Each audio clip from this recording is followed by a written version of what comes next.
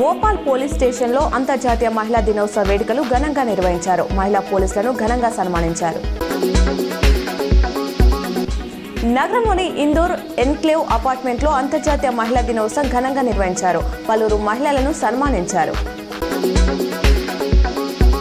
ప్రభుత్వ మెడికల్ కళాశాల వైద్యులు డాక్టర్ శ్రావణ్, డాక్టర్ దివ్యల నేతృత్వంలో ఆరోహణ్ ఫౌండేషన్ ఆధ్వర్యంలో నిర్వహించిన మెగా హెల్త్ క్యాంపుకు విశేష స్పందన లభించింది.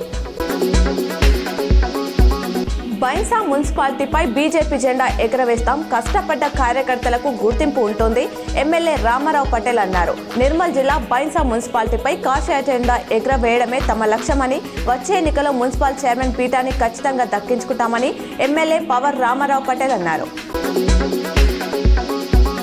త్వరలోనే జీఎస్టీ రేట్లను మరింతగా తగ్గిస్తామని కేంద్ర మంత్రి నిర్మలా సీతారామన్ చెప్పారు.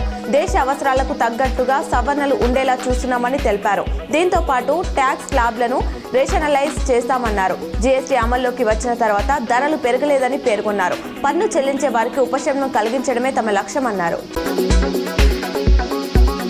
మార్చి 29న అమావాస్య సందర్భంగా ఎడపల్లి మండలం జాంకపేట లక్ష్మీ నరసింహస్వామి ఆలయం వద్ద పవిత్ర అష్టముఖి కోనేలో స్నానాలు ఆచరించడానికి భక్తులు వేలాదిగా తరలిరానున్నారు.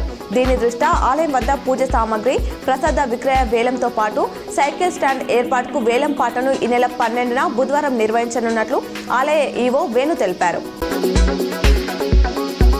వరుస దొంగతనాలకు పాల్పడుతున్న 4 సభ్యుల దొంగల ముఠాను అరెస్ట్ చేసినట్లు నిజామాబాద్ ఏసీపీ వెంకటరెడ్డి తెలిపారు. నాగరం ప్రాంతానికి చెందిన షేక్ సాదక్, దొడ్డి కొమరయ్య కాలానికి చెందిన సురేఖర్ ప్రకాష్, సాయినాథ్ విఠల్, రావు ముక్తే, నగరానికి చెందిన సయ్యద్ షాదుల్లా అనే 4 అరెస్ట్ చేశామన్నారు.